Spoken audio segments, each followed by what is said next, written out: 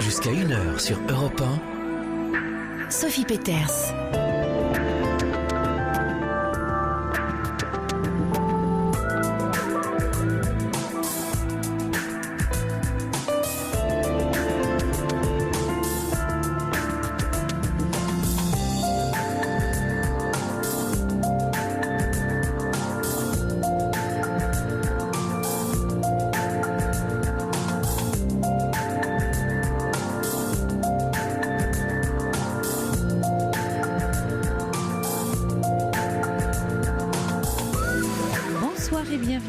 Émission qui vous aide à démêler les fils de vos relations avec vous-même et avec les autres. Nous devenons d'autant plus des êtres épanouis que nous nous tournons vers les autres. L'interaction avec cet autre étant ce qui nous rend heureux.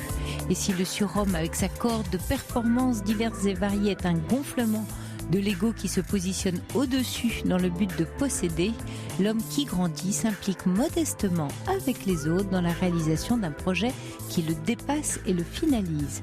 Quand le jeu de la personne s'enferme dans l'ego, il se positionne en contre et attaque tout ce qui de près ou de loin est susceptible d'attaquer cet ego. Rien de bien intéressant à en tirer sur le plan de la croissance de l'être profond, car il réduit alors le nous collectif en on impersonnel et anonyme. Alors qu'en tout contraire, il se nourrit de l'extérieur, il s'ouvre à la différence, à la tolérance, quand il est capable d'entrevoir le point de vue de l'autre, même si cet autre l'atteint dans son petit confort, alors il contribue au développement du monde par son énergie et son rayonnement. Il devient puissant au sens lumineux du terme. C'est ce que je vous propose ici, de rayonner en lien avec les autres, avec tous ces autres qui sont ce soir à votre écoute et devant lesquels vous venez témoigner de votre difficulté d'être et non d'avoir.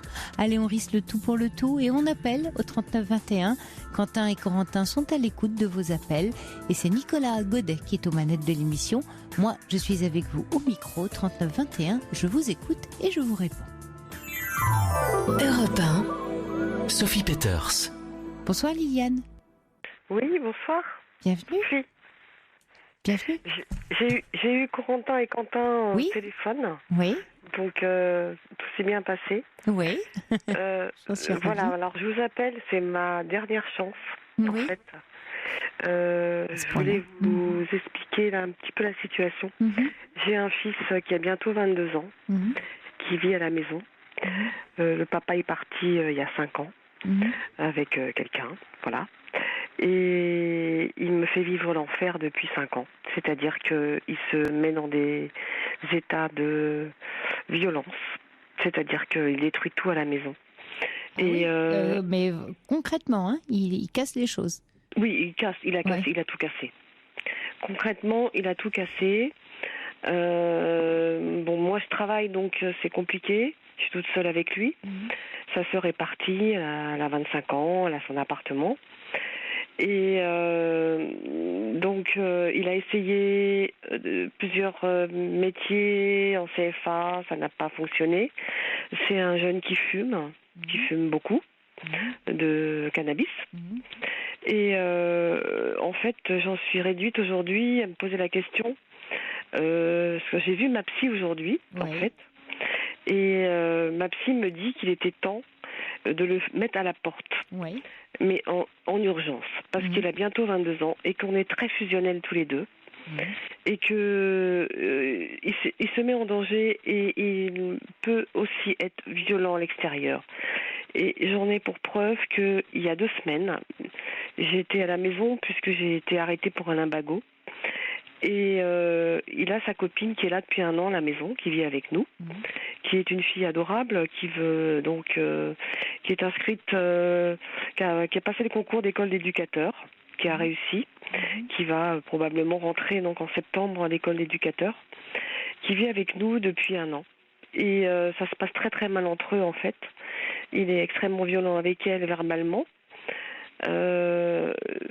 Physiquement, il n'a rien démontré envers elle de violent, mais il y a des menaces.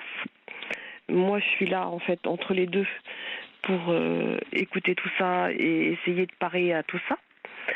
Il s'est avéré qu'il y a 2 semaines, il avait un couteau dans la poche et je l'entendais dire « Viens, non, je leur ai demandé, en fait, parce que j'en pouvais plus. Ils étaient encore endormis, il était 15 heures. Et je leur ai dit, c'est bon, maintenant, va falloir quand même vous lever. Et je crois qu'il était vraiment dans une grosse colère, parce que je lui ai demandé de bouger un petit peu. Et il n'a pas très bien pris les choses. Après, je ne sais pas ce qui s'est passé entre eux, j'ai pas vraiment entendu. Mais j'entendais sa copine dire, arrête, enlève le couteau de ta poche. Et de là, quand j'ai entendu ça, je me suis levée. Et je lui ai dit, tu as un couteau? Il m'a dit non. Alors je lui ai dit, si, tu as un couteau. Et je lui ai dit, je te préviens, tu enlèves le couteau de la poche, sinon j'appelle les flics. Et je commence à composer le 17, et là, il a jeté le couteau. Donc j'ai arrêté d'appeler. Et de là, il est parti dans la cuisine, et il s'est ouvert la main volontairement avec un couteau. C'est-à-dire qu'il s'est entaillé le dessus de la main. Et là, il a dit, maman, je saigne de partout. Et en effet, il saignait de partout. Et on a appelé les pompiers, j'ai fait un point de compression, on est allé aux urgences. Mais le problème, c'est qu'il minimise la situation. C'est-à-dire que pour lui, c'est pas un fait grave. Et j'ai donc quand même, je voulais aussi parler de son père, puisqu'on est séparés depuis 5 ans. Nous n'avons plus aucune relation. Simplement, j'ai voulu avertir son père, donc je l'ai prévenu que son fils était à l'hôpital, aux urgences, qu'il s'était volontairement ouvert la main. Sauf que son père est passé par ma fille, qui m'a appelé en me disant, qu'est-ce qui se passe? Et je lui ai dit, ton frère s'est ouvert la main volontairement. Et elle me dit, qu'est-ce que tu veux que je te dise? Enfin, je ne vais pas la mettre dans l'histoire, la pauvre, elle n'est pas responsable. Donc voilà. Donc moi, j'ai pas pu rester parce que donc nous sommes à Paris, les urgences, faut savoir que c'est très long. Ayant un lumbago, j'ai pas pu rester, donc je suis partie.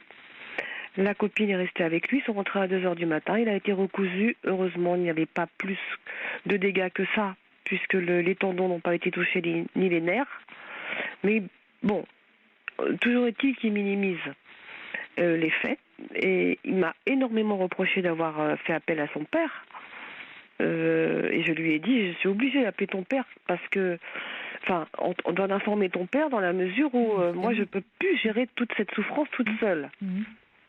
Il m'en a énormément voulu. Et pourquoi? Parce qu'il n'a pas de bonne relation avec son père?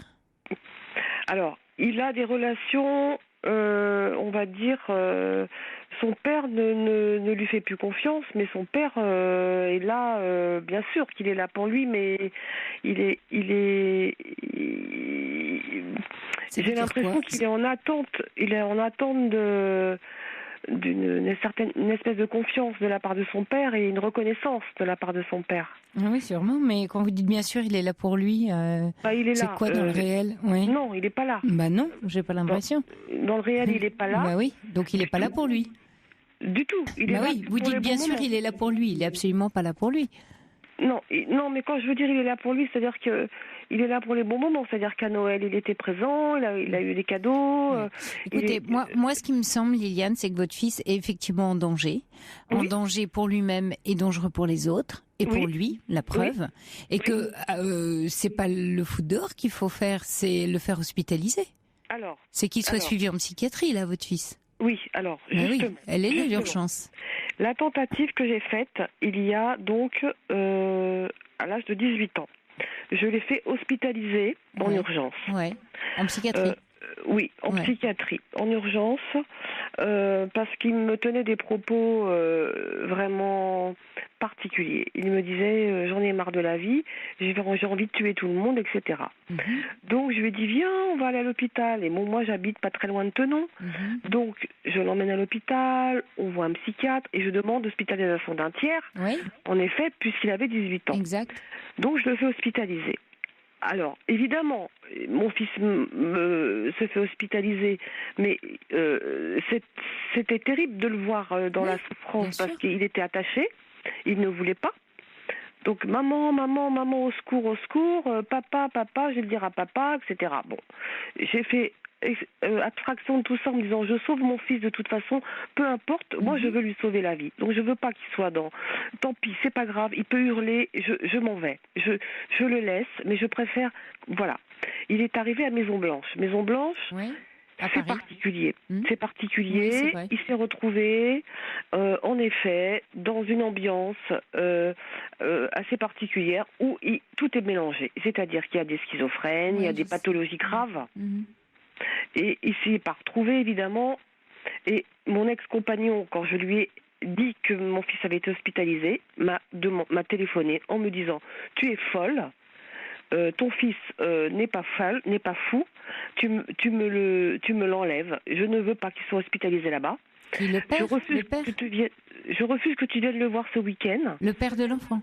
Oui. Oui. Je refuse que tu viennes le voir car mes parents vont venir. Donc en effet, les grands-parents sont venus. On donné 50 €, on donné des chocolats, on donné tout ce que voilà. Il n'y a pas eu de souci.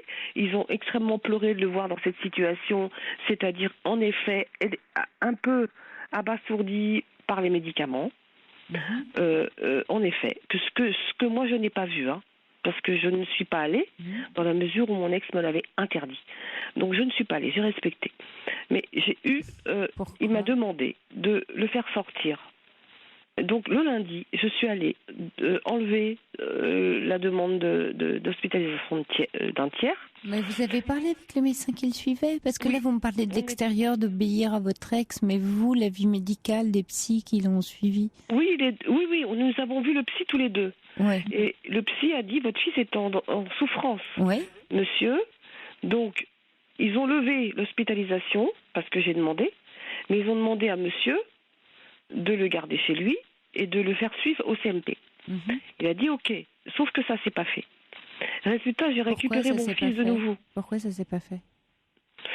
Ça s'est pas fait parce que cet homme n'est pas capable. Ok, mais alors Liliane, vous obéissez à un homme qui n'est manifestement... Il vous oblige à lui obéir, enfin il vous demande de lui obéir, et vous obéissez à votre ex-compagnon qui lui-même n'assume pas son fils.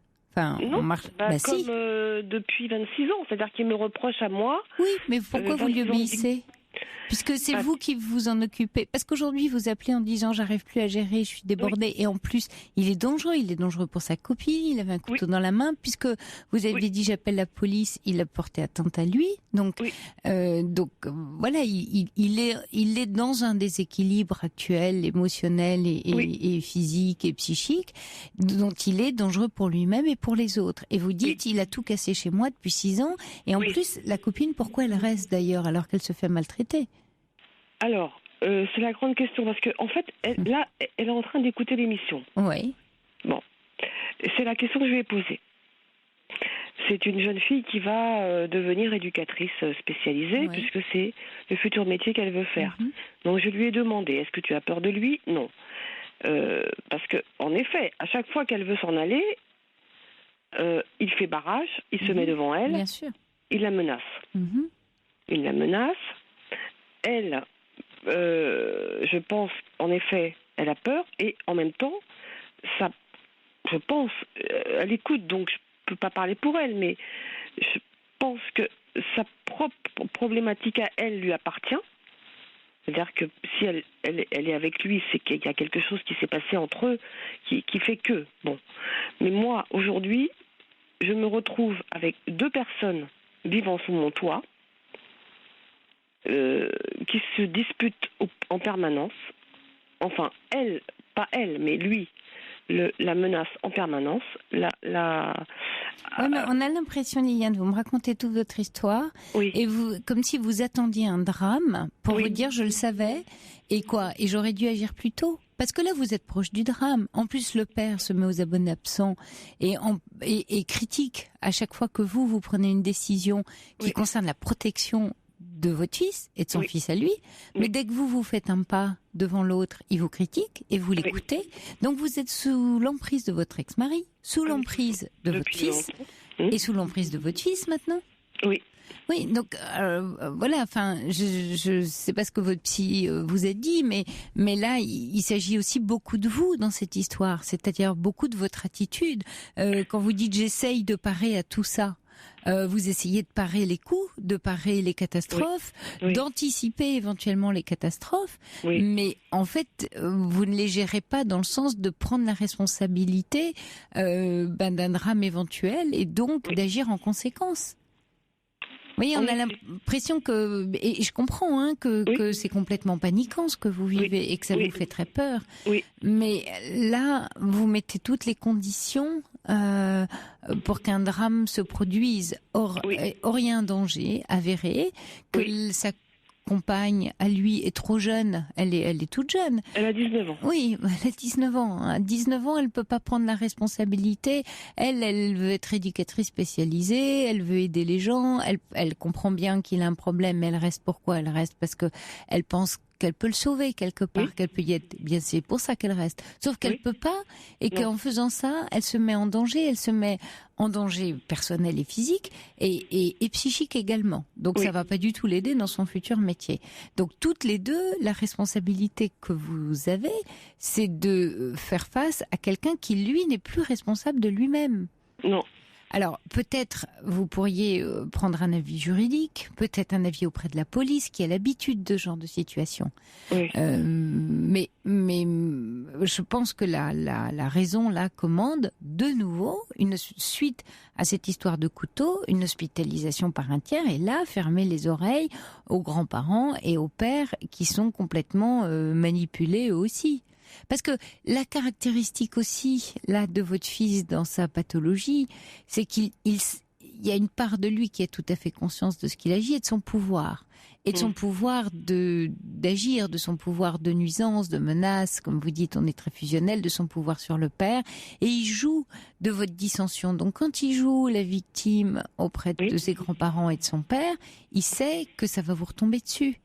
Donc tous ces agissements, c'est pareil quand il se plante un couteau dans la main parce que vous avez menacé d'appeler la police. Donc à chaque fois qu'il agit, pour vous faire réagir. Donc il est comme un petit garçon, sauf que c'est un grand garçon qui vous provoque. Oui, mais il vous provoque avec des moyens adultes alors qu'il est mentalement encore très jeune. Mais c'est complètement un petit garçon, puisque quand il casse tous les meubles, il a cassé, voilà. Après, il vient, il s'excuse, il dit « Excuse-moi, maman, un bisou, maman. » Mais je lui dis « Mais tu as 22 ans, tu ne me fais pas un bisou. » Oui, mais Liliane, vous êtes troublée parce que vous avez, vous retrouvez à la fois le tout petit garçon que vous n'osez pas gronder, parce que d'une certaine manière, vous le comprenez quand on comprend bien quelqu'un qu'on aime, et vous le comprenez aussi dans sa colère, dans sa rage, dans son absence du père. Du coup, en le comprenant, vous cherchez à le protéger de sa souffrance, ce qui est très humain. Sauf que en tentant de le protéger, de fait, vous n'êtes pas protectrice parce qu'il est lui-même un danger pour lui et pour les autres. C'est ça. Et que le drame peut arriver. Alors, quand votre fille vous dit, bon, mettez-le dehors, le problème c'est que dehors, il risque d'être violent. Bien, voilà, c'est ce que ma psy me dit aujourd'hui. Elle me dit, écoutez, pour moi, parce qu'en plus, elle avait une tête décomposée quand je lui ai expliqué la situation, elle m'a dit, écoutez, franchement, pour moi, si vous ne le mettez pas dehors maintenant, aujourd'hui, là, maintenant, il en va de votre vie et de la sienne. Donc, il faut absolument que vous ayez le courage de le mettre dehors. Mais je lui dis, mais comment puis-je le mettre dehors dans la mesure où il va aller? Chez son père? Non, chez son père, c'est pas possible parce qu'il n'a pas sa place chez son père. Son père vit avec une nana qui a un enfant. Ils n'ont pas de place. Ils ont un canapé. Il ira sur le canapé. Oui, mais je suis pas certaine. Mais en même temps, je me dis peut-être qu'il peut aussi se retrouver à la rue avec des gens. Et c'est ça qui vous fait peur, oui. Et Liliane, est-ce qu'il est possible de passer une sorte, j'allais dire, de contrat, c'est-à-dire que vous le mettiez en face de son attitude et que vous changiez un petit peu votre posture, c'est-à-dire de plus le considérer comme un petit garçon, parce que c'est ça que vous faites finalement, à la fois en l'excusant mais en le grondant, de le considérer comme un garçon de l'âge qu'il a, c'est-à-dire 22 ans, de faire appel à sa responsabilité et de lui dire voilà, moi, évidemment on m'a conseillé de te mettre dehors, c'est pas ce que je souhaite. En revanche, cette situation peut plus durer, en lui parlant vraiment de façon très carrée et très posée. Et en lui disant, j'ai besoin d'un engagement avec toi, soit moi, vu les actes que tu as commis, je suis tentée de nouveau de t'hospitaliser, mais je sais que, vu ce qui s'est passé la dernière fois, c'est pas ton souhait, et j'ai pas envie, moi non plus, de revivre ça. En revanche, tu as besoin d'un suivi psychologique de grande proximité. Ah bon? Mais tous les combien? Alors, il est suivi au centre Monceau, dans le 17e. C'est un centre assez reconnu pour les addictions. Donc, il a été suivi une fois au mois de décembre. Il a eu un rendez-vous au mois de janvier. Oui. Et puis... Bon, il a eu un rendez-vous au mois de janvier. Deux fois. Moi, j'avais anticipé en envoyant un mail, en expliquant ce qui s'était ouvert la main auprès de la psy. Donc, elle a eu le mail. Elle m'a appelé en me disant qu'elle allait lui signaler que j'avais envoyé un mail en expliquant la situation. Ensuite, donc, il est allé au rendez-vous, au deuxième rendez-vous. Et quand il est revenu, je lui ai dit alors, tu as rendez-vous quand? Il me dit au mois de mars. Je lui ai dit, c'est pas possible. Tu peux pas avoir rendez-vous 2 mois après. Et j'ai renvoyé un mail. Et la secrétaire m'a appelé aujourd'hui en me disant, écoutez, on a bien eu votre mail, simplement on ne peut pas vous répondre parce que votre fils est majeur. La psy, si elle lui a donné rendez-vous au mois de mars, c'est qu'elle a ses raisons. Et je lui ai dit, mais enfin, il est en danger. Je ne comprends pas que la psy lui donne rendez-vous au mois de mars. Et elle me dit, écoutez, je ne sais pas, moi je ne peux pas vous répondre, il est majeur. Et ce qui me rend malade aujourd'hui, si vous voulez, c'est le fait qu'un enfant, qu'il ait 16 ou 22 ans, ou 25 ans, ou 30 ans, quoi qu'il en soit, quand votre enfant est en danger, je ne comprends pas que légalement, on ne puisse pas, à part effectivement l'intervention d'un tiers pour une hospitalisation, mais qu'on ne puisse pas avoir la main mise sur le fait de parler au psy en disant mon fils est en danger, voyez-le régulièrement. Est-ce qu'à Maison Blanche, vous avez signalé qu'il était en danger et dangereux? Maison Blanche, ils n'ont pas signalé qu'il était en danger. Mais c'était il y a 6 ans maintenant. Oui. Ouais. Maison Blanche a signalé que il était en souffrance, qu'il devait consulter. Sauf que le père, à ce moment-là, a demandé à la psychiatre d'avoir le compte-rendu. Et la psychiatre lui a dit, il est hors de question, monsieur, d'avoir un compte-rendu. Et monsieur a dit, de toute façon, c'est ma femme, enfin mon ex-femme qui est folle, et mon fils va très bien. Et elle lui a dit, je ne pense pas. Vous pourriez recontacter l'équipe soignante de Maison Blanche, Liliane, qui avait le dossier qui a suivi, pour demander un avis? Je pourrais. Ce serait bien. Oui, je pourrais. En urgence, de contacter Maison Blanche, l'équipe qui l'a suivi, aller raconter ce qui s'est passé, notamment l'histoire de sa blessure avec le couteau. Dites où vous en êtes et demandez-leur un conseil pour une hospitalisation pour compte de tiers. Parce qu'ils ont le dossier, ils ont donc l'histoire. Ça ne veut pas dire qu'ils vont vous la donner, mais avec l'historique plus les nouveaux éléments que vous allez amener, là le conseil sera encore plus précis. Mais avec tout ce que vous me racontez, si vous voulez, d'abord vous dépassez votre seuil de tolérance et on le comprend, mais en ayant été trop tolérante, vous avez créé, bien sûr à votre insu, les conditions aussi de ce débordement et de cette violence qui n'a pas été contenue. Et vous n'êtes plus crédible vis-à-vis de lui, parce qu'il n'y a pas eu d'action avant. Et que passer, vous voyez, même un simple contrat de psy avec lui n'a pas l'air d'être évident. Lui ne réalise absolument pas qu'il est un danger pour lui-même et pour les autres, parce qu'il est encore excessivement immature. Et comme vous prenez trop en compte son immaturité, vous le surprotégez. Oui, c'est ça. Mais ça ne l'aide pas à grandir. C'est-à-dire, sans aller jusqu'à, effectivement, le mettre dehors parce que peut-être il serait en plus grand danger dans la rue. Ah oui. Mais il sera moins en danger à l'hôpital, suivi de près par une équipe. Quoi qu'en dise, parce que maintenant, on est 6 ans plus tard avec un jeune homme qui a tout cassé, qui cache un couteau, qui menace son ami et la vie de son ami. Vous pouvez pas ne pas considérer la situation actuelle. Ah non, mais non. Voilà. Et j'ai envoyé un texto à son père aujourd'hui. Je lui ai dit, je te demande simplement de m'appeler en tant que père, enfin, de me rappeler en tant que père et non pas en tant qu'ex, s'il te plaît, ton fils est en danger, merci de bien vouloir me rappeler. Il ne m'a pas recontacté. Oui, mais lâchez ça, Liliane. Vous le savez, qu'il ne vous recontactera pas. Et en plus de ça, moins le père vous respecte, moins le fils vous respecte. Donc vous, c'est double peine et double problème. Oui, mais alors là, je pensais pas quand même que... il s'est mis aux abonnés absents. Il vous a obligé à le retirer de l'hôpital. Vous l'avez obéi il devait en avoir la garde et faire un suivi psychologique. Et il n'a pas assuré la responsabilité que lui avait donnée l'hôpital en vous faisant porter la charge de l'enlever de l'hôpital. Ça parle tout seul, ces actes-là. Je ne sais pas parce que moi, si vous voulez, qu'est-ce que vous ne savez pas? Ce sont des actes. Je me suis posé la question, si vous voulez, parce que pendant tellement d'années, il m'a dit que c'était moi qui était pas normale et c'était moi qui étais la folle. Oui, mais vous le savez que c'est pas vous, Liliane. Et là, je vois. Mais attendez, ça vous le savez? Non, je sais pas, je sais plus. Vous savez plus. Après les années de travail que vous avez fait sur vous, vous pensez qu'il a encore raison de vous dire ça? Oui, je sais, parce que je sais plus ce que je dois faire. Je sais plus si j'ai raison ou si j'ai tort. Je ne sais plus. C'est pour ça que je l'ai enlevé de l'hôpital de Maison Blanche parce que non seulement. Oui, vous appelez en panique et ça se comprend. Oui. Ça veut dire que votre peur et votre inquiétude, vous l'écoutez pas là. Votre inquiétude de mère, vous savez. Si vous êtes si inquiète que ça, c'est que vous savez qu'il y a un danger. Bien sûr. Que l'histoire du couteau est un danger réel. Donc c'est que donc vous mesurez le danger là. Bien sûr. D'accord. Donc vous êtes bien consciente, donc vous savez qu'il y en a un grave. Bien sûr. Voilà. Bien sûr. Donc vous voyez que vous avez des éléments de connaissance. Donc une fois qu'on a ces éléments là, qu'est-ce qu'on fait?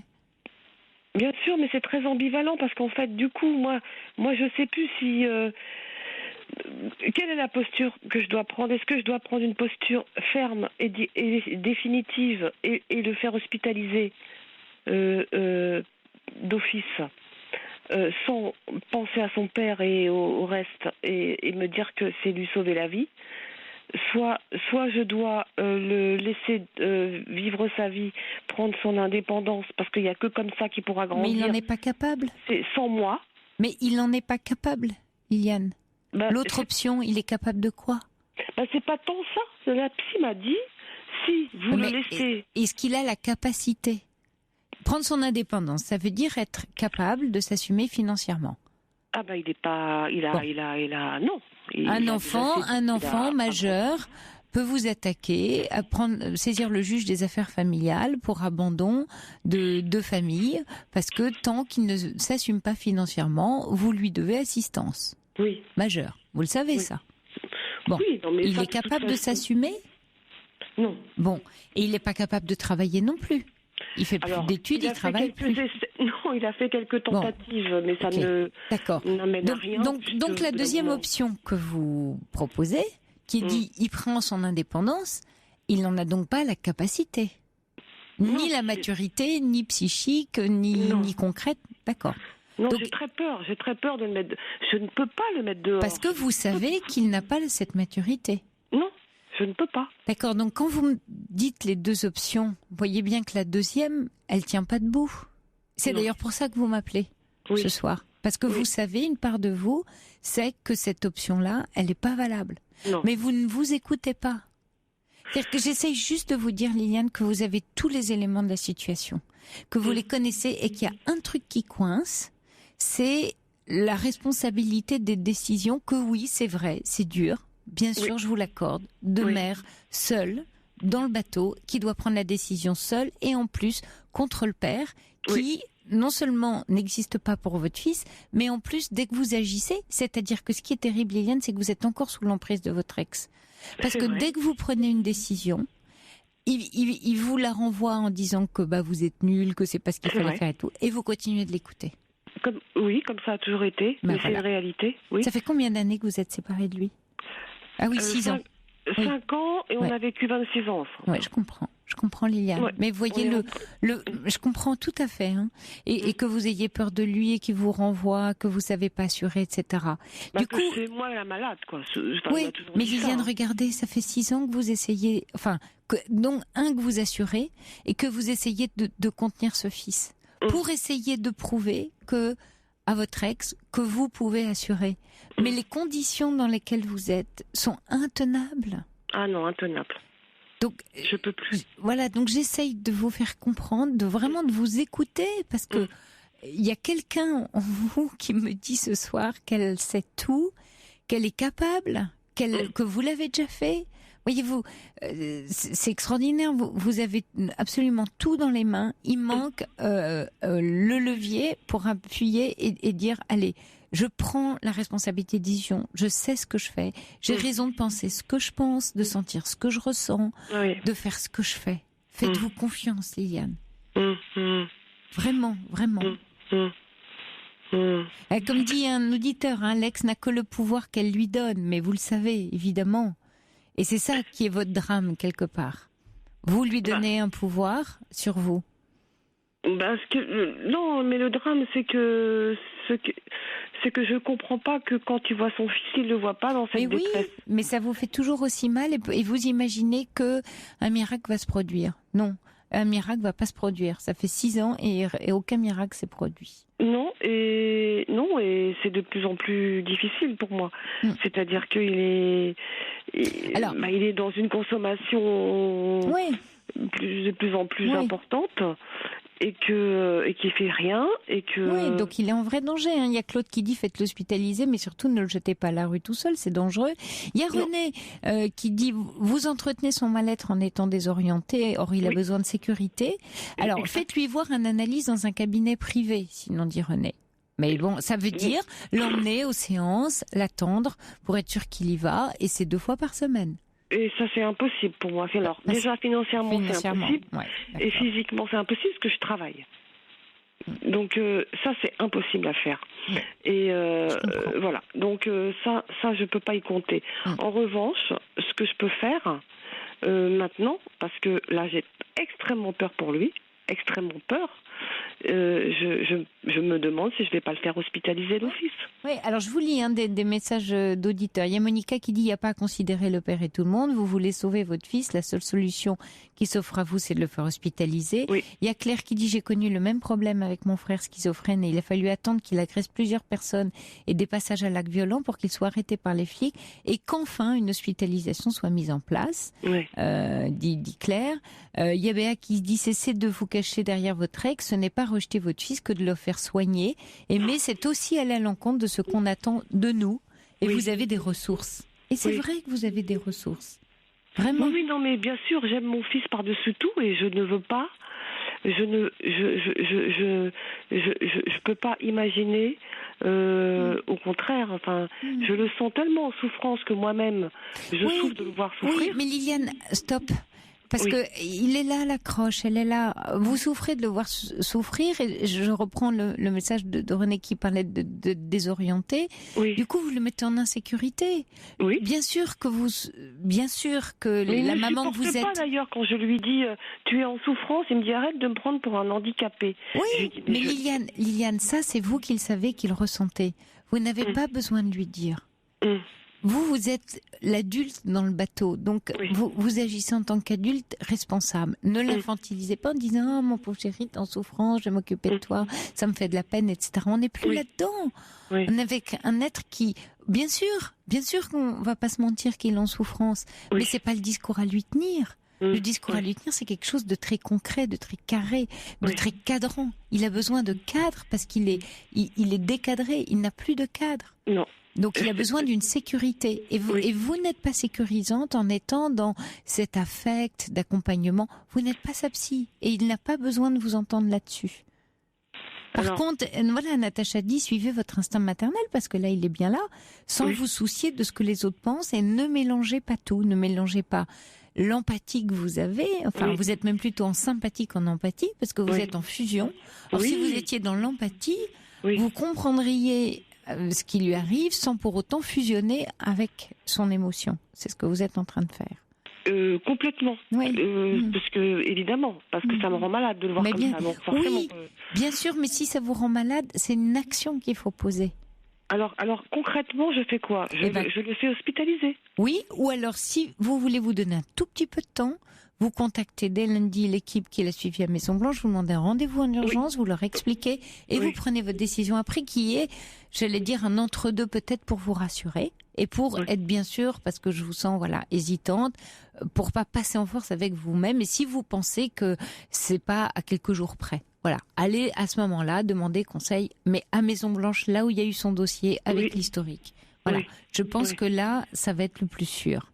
Oui. D'accord. Je vous lis le dernier message d'Yvette. Vous êtes vraiment trop cool et vous voulez le surprotéger en vous mettant en danger. Ne comptez pas du tout sur votre ex qui est vraiment irresponsable. Oui. Et sans le mettre à la porte, il faut déjà les soins et vous êtes en danger. Un peu de courage, foncez, dit Yvette. Oui, foncez. Foncez. Non, c'est gentil, ça. Et vous avez, gardez ça, notre échange, Liliane. Vous avez les réponses, vous voyez juste, mais c'est vrai que quand on est secoué comme ça, à la fois dans l'émotion de votre fils, et puis dans un ex qui non seulement est pas soutenant, mais il continue à vous déstructurer et vous êtes encore sous cette emprise. Ça, c'est vraiment à traiter avec votre psy, hein. Ça c'est l'urgence pour vous, hein. C'est la relation de dépendance perverse que vous avez avec votre ex. Exactement, oui. Ça, c'est vraiment à traiter pour vous. Et puis, l'autre front, c'est votre fils. Et je vous dis, si vous procédez éventuellement en 2 temps. Hein. Oui. Bon courage à vous. Hein. Et donnez-nous des nouvelles, si vous voulez, Liliane. Oui, écoutez, en tout cas, merci beaucoup. Ouais, merci beaucoup, parce que c'est vrai que c'est une émission que j'écoute depuis longtemps. Ouais, vous avez bien fait. J'avais l'impression, je me suis dit ce soir, c'est mon dernier recours. Et j'avais envie d'entendre certaines choses et ce que vous m'avez dit reflète en effet ce que j'ai pu entendre ces derniers temps parce que j'en parle évidemment à droite à gauche et je travaille moi-même dans un service social. Je comprends. Donc en effet c'est rassurant de savoir que mon ex n'a pas la toute puissance et que je ne peux rien attendre de lui.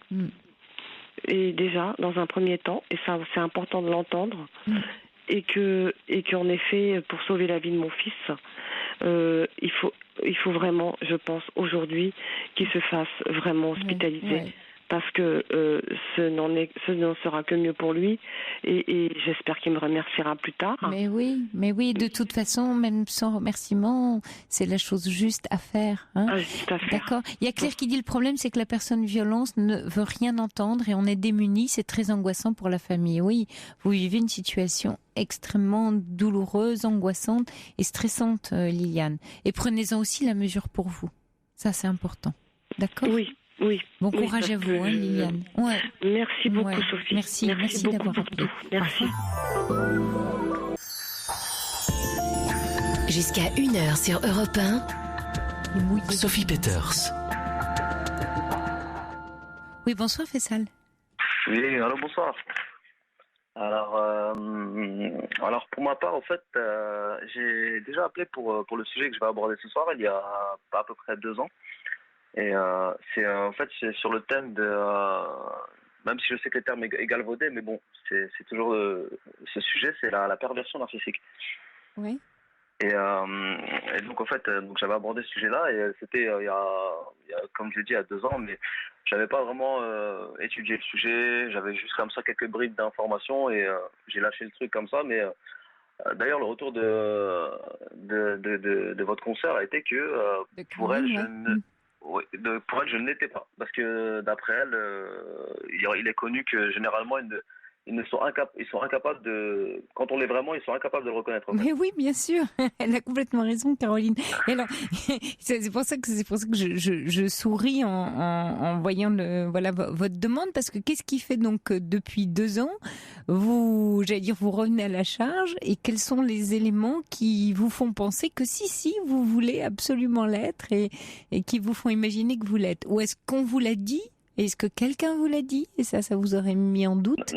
Non, justement, la personne concernée d'ailleurs, qui est la mère de ma fille avec qui je suis séparé maintenant, elle-même, on en a parlé, elle me dit non, je pense pas, il y a certes des traits de caractère qu'on peut relever dans les descriptifs du cavalier narcissique, mais elle me dit je pense pas que tu l'aies. Et vous, pourquoi vous avez fait toutes ces recherches et donc vous avez Corinne il y a 2 ans, vous revenez aujourd'hui. Qu'est-ce qui fait que vous lâchez pas l'affaire, comme on dit? Au fait, c'est que moi, là, je me suis vraiment concentré. J'ai pris Oui. le temps, en fait, d'étudier, on va dire, la question. Et moi, ce que j'ai pu conclure par moi-même, c'est que je suis apparemment pas un pervers narcissique, mais j'ai au moins des traits de caractère, en tout cas, quelques défauts de ce profil. Moi, ce serait plutôt une tendance narcissique, en fait. Ah, mais ça n'a rien à voir. Alors, dites-moi, allons-y, on va rentrer peut-être dans le vif du sujet. D'ailleurs, peut-être tendance narcissique parce que oui, vous cherchez dans un miroir. Donc, effectivement, on y est déjà un peu, vous voyez, dans cette volonté de se regarder, mais tout dépend de la façon dont on se regarde, hein. Parce qu'on peut aussi se regarder de l'intérieur et être plutôt côté Socrate dans la connaissance de soi-même que côté du mythe de Narcisse. Donc moi c'est plus une tendance Socrate, c'est sûr. Ouais. Je pense beaucoup. Ouais. Moi, si, c'est sûr. C'est certain. Ouais. Alors, dites-moi les traits ou qu'est-ce que vous avez noté qui vous pose question et ce que j'ai relevé. Moi, c'est en fait, ça va être le côté. C'est un peu comment dire. Moi, ce qui a vraiment posé problème, c'était dans la relation que j'ai eue avec la mère de ma fille. D'accord. Ouais. Et qui est que j'ai été pour ce qui se rapproche du comportement du pervers narcissique, très dans la critique, très à un point de la rabaisser, mais involontairement. Ce qui fait que je suis d'accord avec le fait que je sois pas pervers dans ce type de profil, c'est qu'effectivement je prends pas plaisir et je le faisais pas volontairement. Pour la détruire. Non, du tout. C'était plus une exigence vis-à-vis de vous-même d'ailleurs et du coup vis-à-vis de l'autre. Voilà, exactement. Ça, c'est vrai que c'était plus. Mais vous parlez au passé. C'était comme ça. Vous l'êtes plus donc dans la critique, ce que j'entends. Moi, mais c'est parce qu'en fait on s'est séparés et on élève une fille en commandant notre fille qui et vous avez l'air d'avoir un bon niveau de dialogue quand même, ouais. Oui, ça va. Franchement, on n'est pas à plaindre comparé à d'autres couples, mais c'est perfectible, quoi. C'est-à-dire qu'il y a quand même malgré tout des entre guillemets des rechutes, je dirais. En fait, c'est que je pense que j'ai tellement critiqué que ça a duré tellement longtemps, je veux dire, qu'elle a automatisé des réflexes, qui fait que maintenant le moindre bout de critique, avant même d'avoir commencé et développé une remarque ou une critique, elle se braque immédiatement et elle y met fin, quoi. Et maintenant, voilà, ça fait qu'il y a tout de suite rupture, quoi, en fait. Avant même j'ai dit de développer, ça part en rupture et du coup la communication elle est pas au top, quoi. Elle est pas au top. Mais donc vous vous sentez responsable de cet état, c'est-à-dire qu'elle n'a aucune responsabilité dans le fait que tout ce qui vient de vous, elle le prend mal. Ça vient forcément de vous. Non, pas forcément. Non, c'est pas ça. Elle reconnaît aussi que, dans tous les cas, on est deux. Elle reconnaît. Elle me rend pas uniquement, pas seule de la situation, mais elle dit chose vraie. C'est quand elle dit que, je focalise sur les problèmes. Et dernièrement, en fait, elle m'a mis au pied du mur. C'est qu'on était en train on avait un petit différent sur un sujet. Et elle était en famille, c'était pas vraiment le moment d'en parler, etc. Et d'ailleurs, je voulais pas m'éterniser et lui prendre une partie de sa soirée, voilà, lui piquer une partie de sa soirée et la consacrer à ça. Je voulais, voilà, abréger. Mais malheureusement, ça a pris plus de temps que prévu. Et à un moment, elle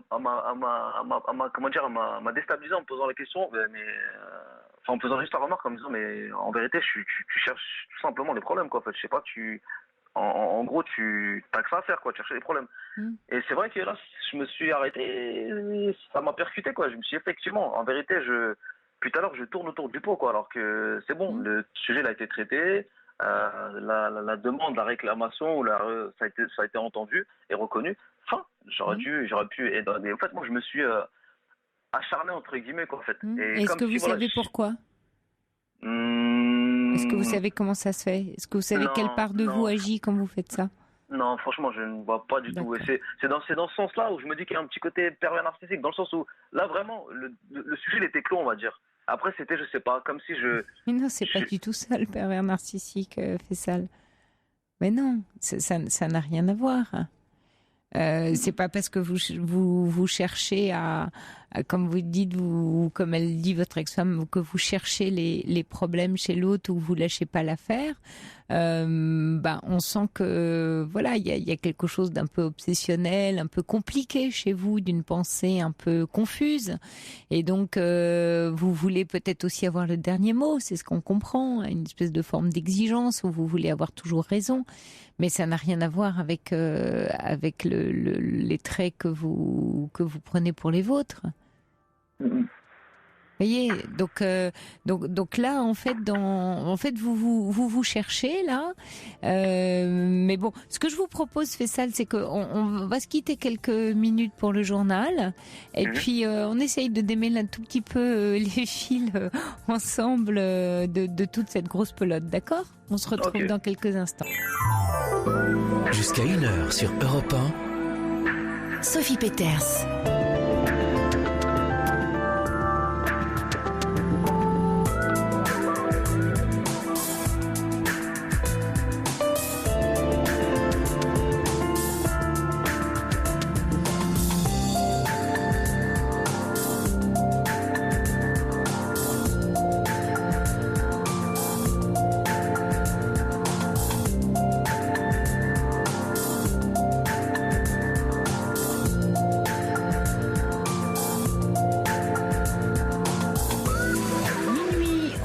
Sur Europe 1, c'est la libre antenne qui se poursuit avec vous et en direct, votre émission qui vous aide à démêler les fils de vos relations avec vous-même et avec les autres. Ici, on tisse des liens invisibles avec les autres, avec tous ces autres qui sont ce soir à votre écoute et devant lesquels vous venez témoigner de votre difficulté d'être et non d'avoir. Allez, on risque le tout pour le tout et on appelle au 39 21. Quentin et Corentin sont à l'écoute de vos appels et c'est Nicolas Godet qui est aux manettes de l'émission. Moi, je suis avec vous au micro 39 21. Je vous écoute et je vous réponds. Europe 1. Sophie Peters. Et on retrouve Faisal. Bonsoir Faisal. Oui. Voilà, rebonsoir. Nous étions ensemble juste avant le journal de minuit et vous nous appeliez parce que vous craignez, on va dire les choses comme ça, de trouver dans votre profil, quand vous lisez des choses sur Internet, d'avoir les traits du pervers narcissique. Et d'ailleurs, je vous le redis et reprécise, comme d'autres auditeurs et comme Caroline l'avait fait il y a 2 ans parce que vous l'aviez appelé, que vous n'appelleriez pas et vous ne vous poseriez pas cette question si vous l'étiez, puisque justement un des traits fondamentaux c'est le fait de ne pas douter de soi et de se remettre en cause, puisqu'on est là dans une impasse de la mauvaise foi chez ce type de personnalité et donc qui détruit les autres pour mieux se protéger lui-même de sa faille et de sa faille narcissique. Donc on n'est pas du tout là-dedans. Par contre, ce que vous tentiez de nous expliquer juste avant le journal, c'est que vous parliez d'un différend que vous aviez sur un sujet avec votre ex-femme, qui vous a dit mais enfin tu cherches les problèmes, et là tout d'un coup vous êtes dit bah oui c'est vrai, je suis là à refaire l'histoire de l'histoire continuellement, et effectivement on s'est dit ce qu'on avait à se dire. Donc Exactement. Et, mais en fait, si vous permettez, je vais pendant la pause j'ai pris oui. Bien je me sûr. suis dit que ce serait mieux de reprendre à zéro parce que j'étais un peu confus. D'accord. Je vais essayer de l'être moins parce qu'en fait j'ai pas trop préparé mon passage là, et en fait j'ai juste jeté quelques mots clés comme ça sur une feuille blanche, mais c'est un peu brouillon. Donc en fait pendant la pause j'ai essayé de me restructurer. Donc alors en fait restructurer mon témoignage, c'est que en fait moi de ce que j'ai décelé et que j'ai relevé par rapport au profil du pervers narcissique, c'est que d'une part, il y a, même si apparemment je le suis pas, et tant mieux, c'est rassurant, c'est une bonne nouvelle. J'ai quand même pas mal de certains traits qu'on peut retrouver dans ce profil, et notamment en fait l'immaturité émotionnelle. Ça, je suis convaincu d'avoir un handicap à ce niveau-là, qui viendrait certainement de mon enfance. Hein. Et je m'explique, c'est que, ça doit être ça, c'est qu'en fait moi j'ai évolué dans un environnement pas très sécure, dans le sens où ma mère déjà d'une part elle n'a pas été très maternelle, on va dire, jusqu'alors même, mais bon ça va, on arrête quand même malgré tout à s'entendre. Mais petit, elle n'a pas été. Et en plus de ça, de l'âge d'entre 3 et 5 ans, j'ai eu une belle-mère et j'ai vécu donc chez cette belle-mère. Et celle-ci n'a pas été tendre avec moi. J'ai été enfermé des fois des journées entières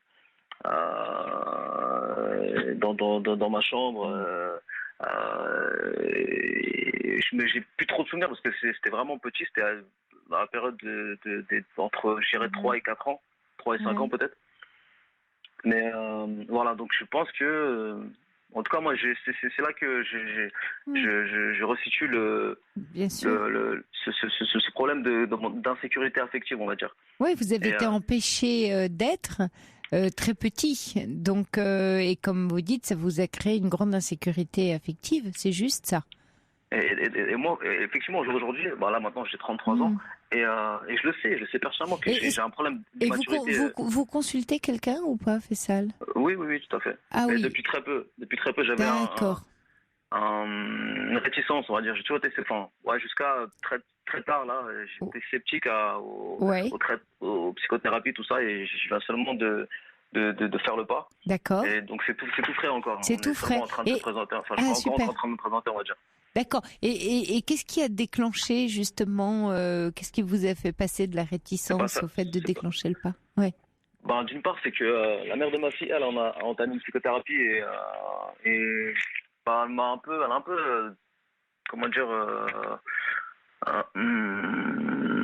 elle a modifié l'image que j'avais de la psychothérapie juste en étant décomplexé avec ça, elle en parlait comme ça de manière décomplexée. Pour moi, c'était quelque chose d'un peu honteux, en fait. Je comprends. Oui, on se dit qu'on a un problème, qu'on est un peu fou, quoi, qu'on est un peu malade. Oui, bien sûr. Voilà, tout à fait. Ça fait un peu je voyais peur, qu'elle était tout à fait décontractée avec cette question-là. Oui.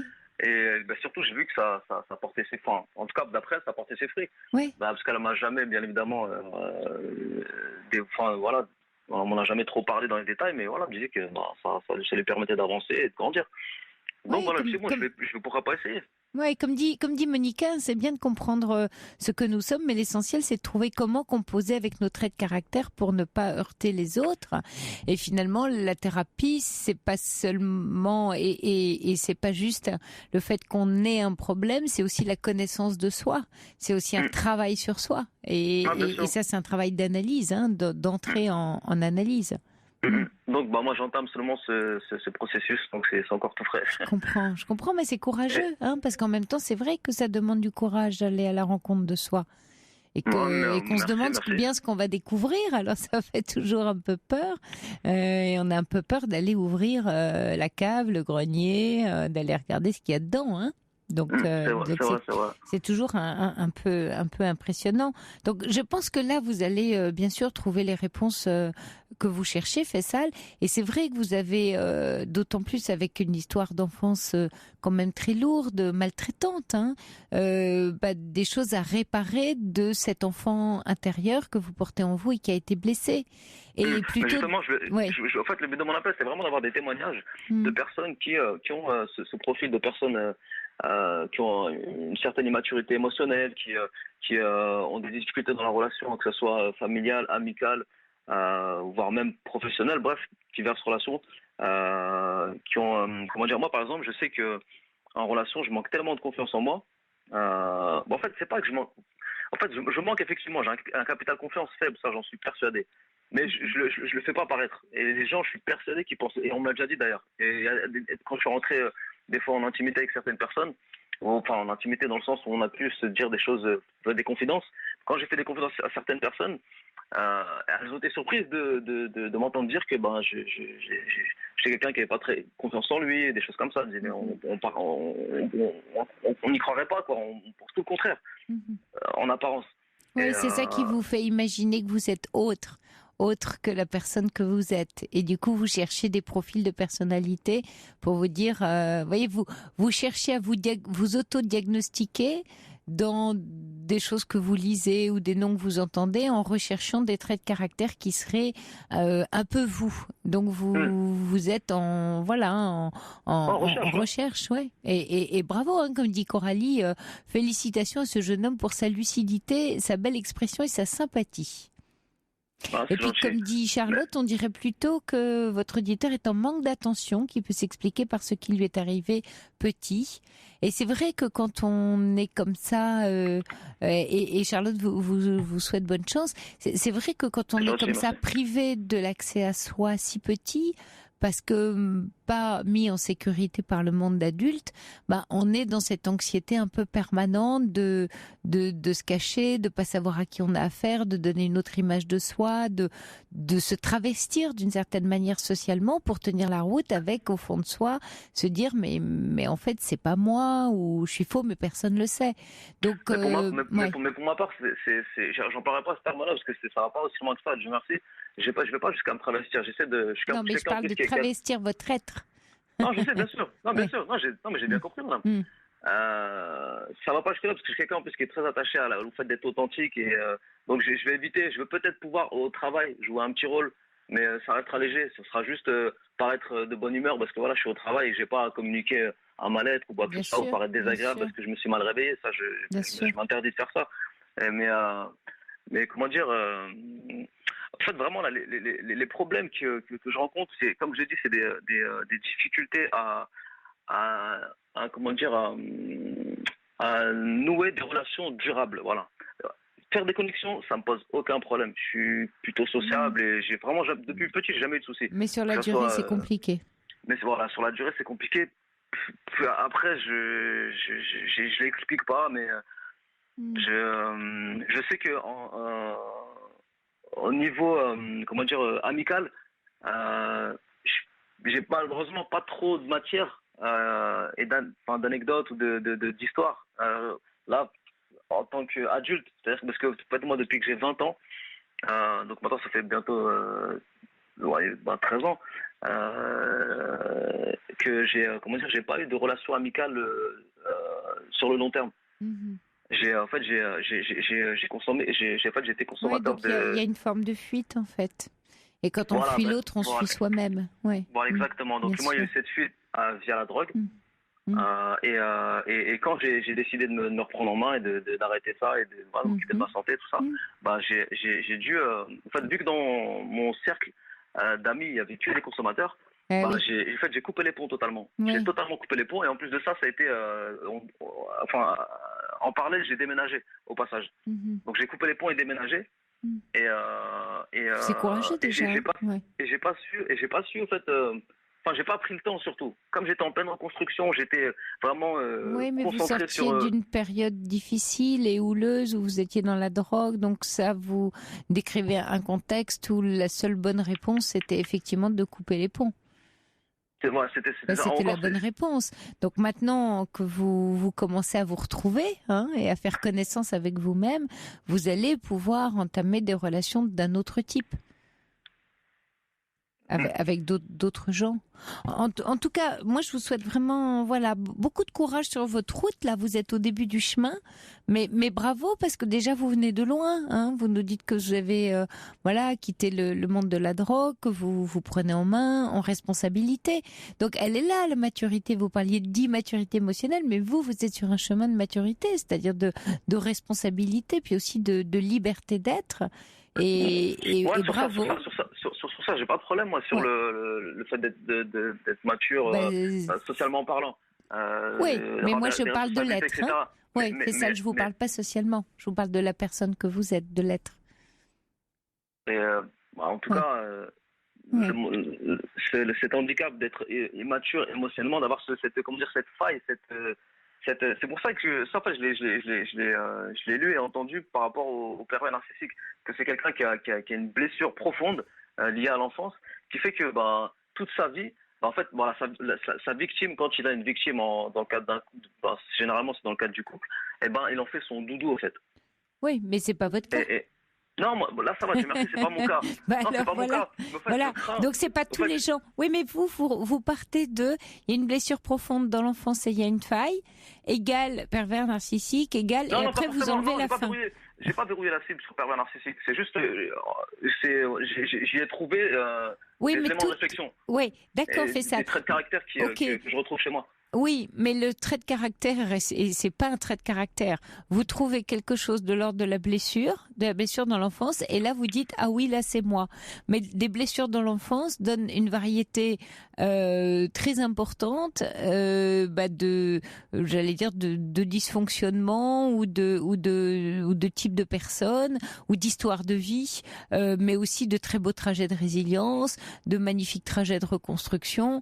Donc voilà, on part d'un endroit d'où on est très très nombreux finalement, voilà. Et puis petit à petit, on avance dans la vie en se découvrant, en se renforçant, en se créant de nouvelles capacités. Et ça n'est pas à ranger dans la même catégorie et la même famille. C'est ça que j'essaye de vous expliquer. Non, bien sûr. Moi, là, en fait, là, pour vous dire clairement, moi, ce que j'ai là, j'ai comment dire. Dans mes petites notes, ce que j'ai relevé, j'ai zappé l'idée du caractère narcissique parce que on me l'a dit à 2 reprises. Bon, et ben alors déjà, on a gagné une première manche. Je suis contente, Faisal. Et alors voilà. Et moi, je vous laisse découvrir maintenant les autres manches que vous avez à gagner. Et puis, si vous voulez avancer un peu dans votre travail, et puis racontez-nous, voilà, à Caroline ou à moi, dans quelques mois ou dans un an, où vous en êtes de ce trajet. D'accord? Mais par ailleurs, j'aurais juste voulu profiter de mon passage à l'antenne pour, comme je vous l'ai dit, en fait, moi, le but, c'était vraiment d'échanger. Parce que je sais que vous n'avez pas le temps, vous n'avez pas toute la soirée à m'accorder. Là, on a plein d'auditeurs qui attendent et on a passé déjà pas mal de temps ensemble. Mais bien entendu, s'il y a des appels pour vous, comme dans cette émission, on vous donnera les contacts. Et puis, comme dit Monica, je vous laisse, voilà, avec le message de Monica, lâchez les définitions, les cases et les catégories. Concentrez-vous sur ce que vous ressentez et vous êtes unique, comme nous tous d'ailleurs. Effectivement. Vous permettez que je conclue? Oui. J'ai juste une petite chose. En fait, j'invite donc les auditeurs qui se reconnaîtront dans le profil de personnes qui a un problème de confiance en soi et d'immaturité en termes du côté affectif et voir comment ils ont pu conjuguer avec ça ou évoluer la chose, faire évoluer la chose dans le bon sens et pouvoir se mettre en couple, avoir une relation stable et être en paix avec soi par rapport à ce sujet. Donc s'il y a des témoignages intéressants dans ce sens-là, je suis preneur et D'accord. Et vous en entendrez beaucoup à l'écoute de l'émission aussi. D'accord? Effectivement, j'avais déjà entendu, j'écoute pas mal l'émission. Voilà. En tout cas, merci de m'avoir Bonne chance à vous. Hein. Merci Faisal. Vous aussi surtout. Merci de nous avoir appelé.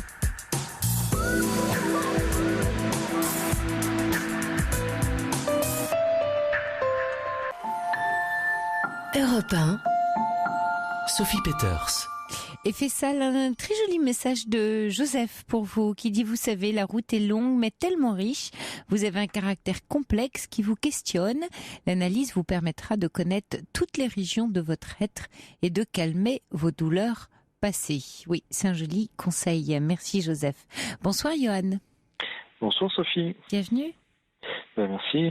Je suis un peu ému quand même parce que bon, même si j'étais déjà passé avec Caroline, je pensais pas que j'en éprouverais encore le besoin de rappeler concernant ce même sujet, mais bon, voilà, ça fait quelques soirs que j'écoute, que je me dis qu'il faut que je le fasse parce que ça m'avait beaucoup aidé déjà la première fois. Ouais. On est là pour ça, toutes les deux, ouais. Oui, mais en tout cas, heureusement qu'il y a des émissions comme les vôtres, ça permet justement d'avoir plusieurs avis. En tout cas, c'est un peu le but aussi de pourquoi je vous appelle vous ce soir. Ouais. Ça me permet aussi d'avoir un point de vue autre. Mais bon, voilà, donc mon histoire a commencé. Vous voulez peut-être que je fasse. Oui, peut-être nous rappeler. Oui, de quoi il s'agit. Donc oui, en octobre 2015, j'ai appris par un SMS que j'allais être papa. En fait, ça faisait plus de 3 ans que j'étais avec mon ex. Et du coup, elle m'a annoncé ça par texto parce qu'elle savait pas trop comment me l'annoncer. Vous étiez ensemble à ce moment-là? Oui, on était ensemble. Et du coup, moi, ça m'a bouleversé, alors que j'avais toujours dit que je ne voulais pas d'enfant par accident, mais comme quoi, des fois, nos certitudes tombent dans les situations.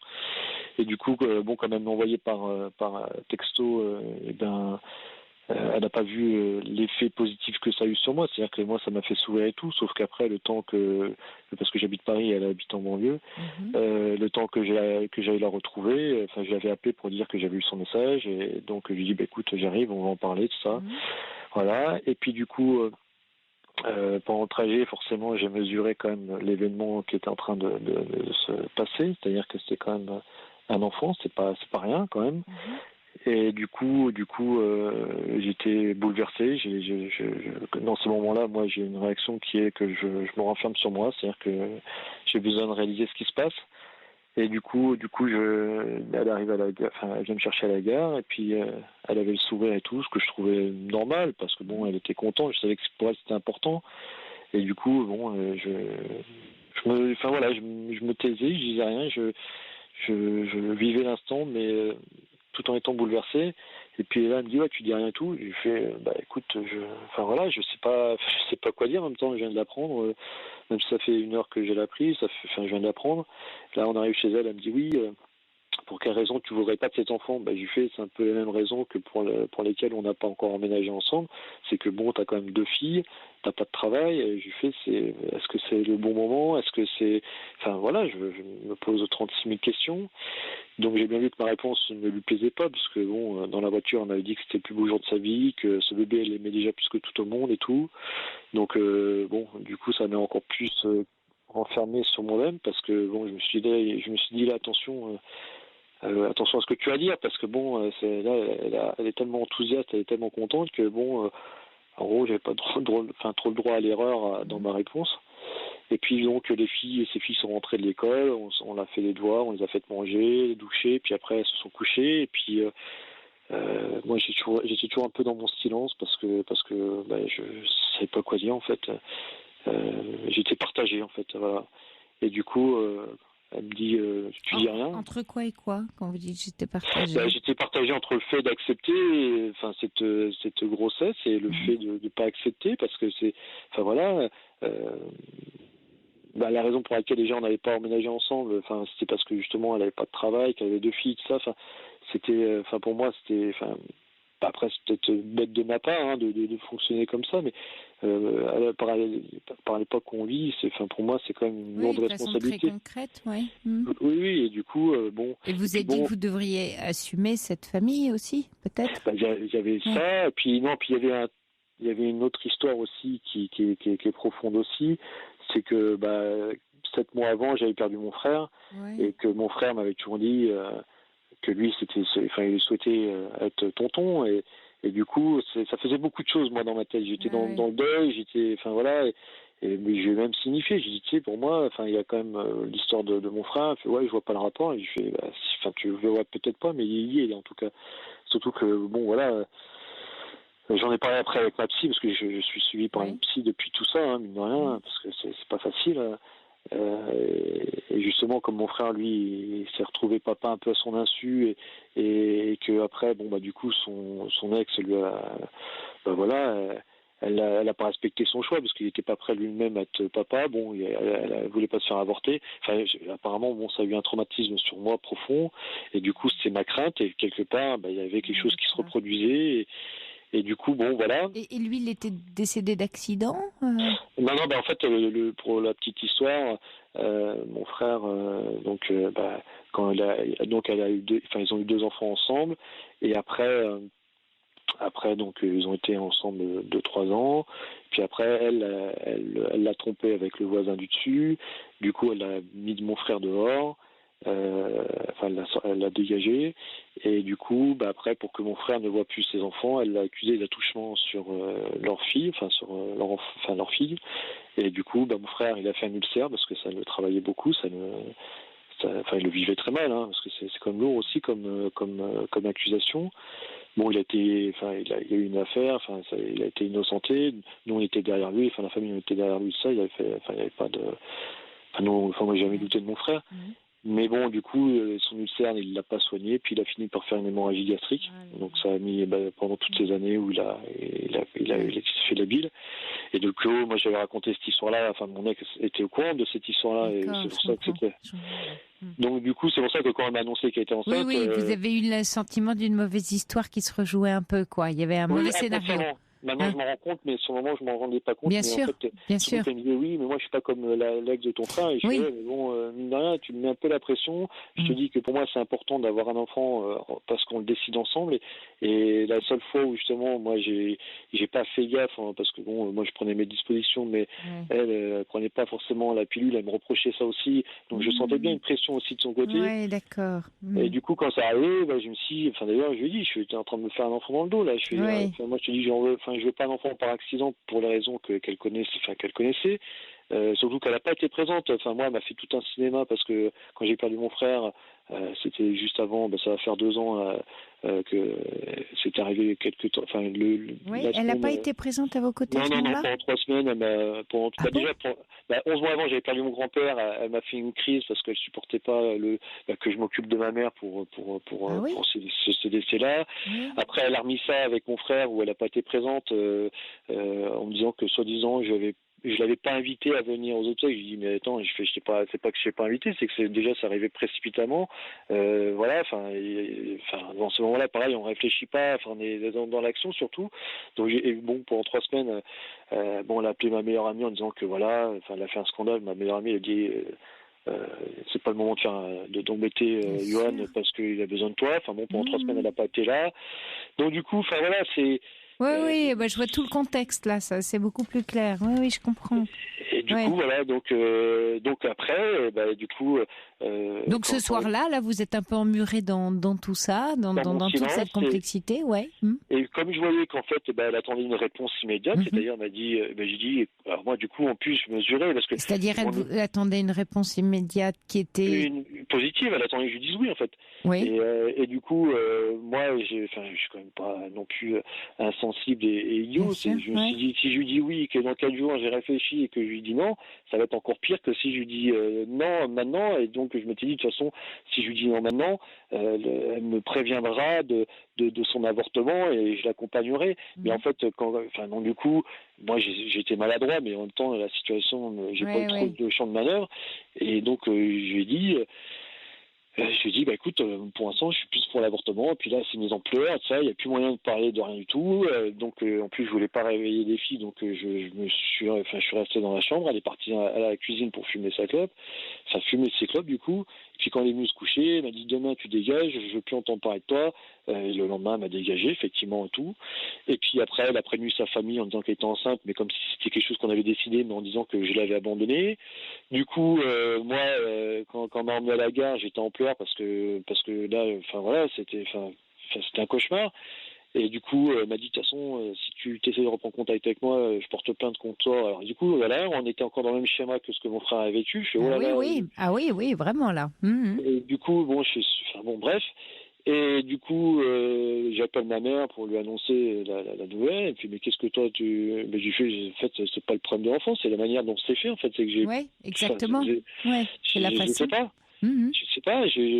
Mais fait, si elle garde l'enfant, je lui fais, mais c'est pas le problème. En fait, c'est pas l'enfant qui est le problème, c'est la manière dont on fait les choses, quoi. J'ai pas mon mot à dire et tout. Je fais, voilà. Et donc, j'essaye quand même je respecte pas son choix, c'est-à-dire que le soir, j'envoie des messages en lui disant que je pense à elle, qu'il faut qu'on en parle de ça. Le lendemain, elle m'envoie un message, elle fait oui, ton attitude m'a déçu, je veux plus entendre parler de toi, ok, je suis bon. Très bien. Puis après, il y a eu son frère qui m'a appelé, j'en ai pris plein la figure et tout. Il y a ses copines qui m'ont appelé. En 9 jours, j'ai eu une pression de malade. Et au bout de 9 jours, j'ai dit, écoute, moi, un enfant dans ces conditions-là, j'en veux pas. Tu m'oublies. J'étais tellement en colère que du coup, j'ai pété un câble, j'ai dit je veux plus entendre parler de toi. Et puis du coup après ça. Et ça c'était quand, il y a 2 ans? Non. C'était c'était le 22 octobre 2015. D'accord. Et puis pendant 9 jours, jusqu'au 31, je me suis tu donc j'ai fait Pendant C'était l'hiver 2015, non mais juste pour savoir où on en est aujourd'hui, d'accord? Oui, du coup, moi, j'ai une fois que je lui ai dit que voilà, je voulais pas d'enfant dans ces conditions et ça, je me suis tu, et puis je me suis dit, bon, de toute façon, on va me prévenir quand même de son avortement, et là, je pourrais quand même m'exprimer, et vers on va dire le 13 novembre, ma mère m'appelle, elle me fait oui, et j'ai reçu un message donc de mon ex, et elle me dit, elle s'est faite avorter. Et là, super. Enfin, donc du coup, là, j'apprends qu'elle s'est faite avorter sans me prévenir ni rien. Donc, pareil, je suis sous choc parce que bon, voilà. Donc, une fois de plus, j'ai pas mon mot à dire. Et en tout cas, si elle avait vraiment voulu cet enfant, je me suis dit, jusqu'au bout, elle aurait espéré quand même que je revienne. Donc, en disant le jour et la date et tout ça, c'est un appel aussi en espérant que l'autre revienne. Et puis du coup, moi pour son anniversaire, c'était en décembre, je la recontacte en essayant de calmer les choses, essayer de parler, même si le drame est passé, j'essaie parce que je l'aimais, c'était pour moi la femme de ma vie, et donc on a resté en contact où c'était très très tendu jusqu'au début mars. Et puis le début mars, ça pareil, c'est parti dans tous les sens. Donc du coup, là, ça s'est arrêté. Et puis forcément, moi, en juillet 2016, j'ai pensé tout le mois à ce mois-là parce que c'était là où l'enfant aurait dû naître. Donc au mois d'août, j'envoie une lettre en lui expliquant moi comment j'ai vécu les choses, en m'exprimant, en disant vraiment comment moi j'ai vécu les choses. Bon, pas de nouvelles.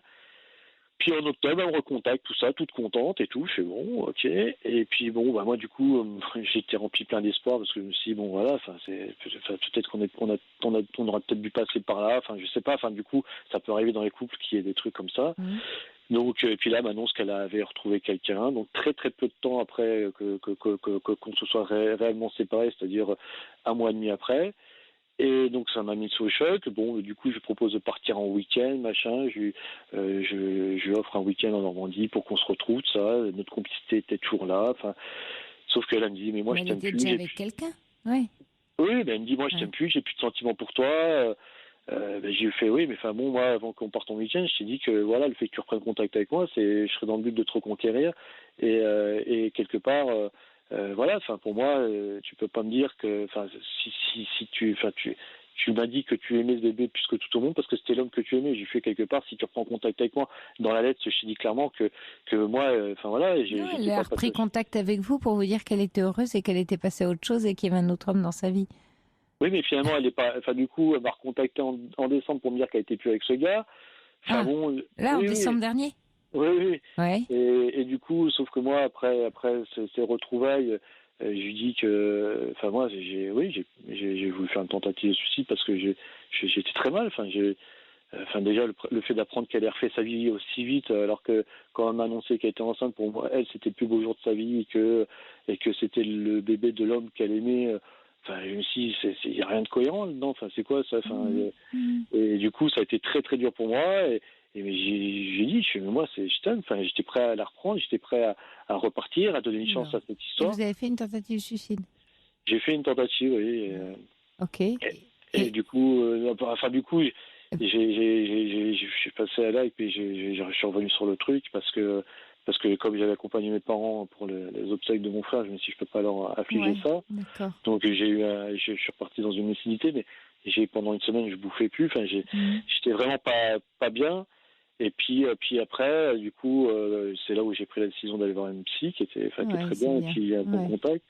Parce que là, je me suis dit, là, mon garçon, moi, j'avais jamais pensé au suicide de ma vie, d'ailleurs. Et du coup, c'est vrai que ça m'avait fait du bien de voir la psy. Et puis vous là, la voyez plus? Non, justement, parce qu'elle a fait, oui, moi je veux qu'on soit amis. J'ai fait, mais il n'y aura pas d'amitié. Je te dis ouvertement que moi j'ai toujours les sentiments pour toi. Il faut que je fasse ce deuil de toi. Il faut que tu sois plus dans ma vie. C'est pas possible. Et j'ai fait, en plus de savoir, parce que, en plus, avant que je fasse ma tentative de suicide, en fait, dans tous les deux, dans la communication, on n'est pas bon. Je lui pose une question et je lui fais, mais toi qui disais aimer ce bébé plus que tout au monde et tout ça, j'ai fait, pourquoi t'as tué notre enfant? Et là, j'ai bien vu que ça lui plaisait pas.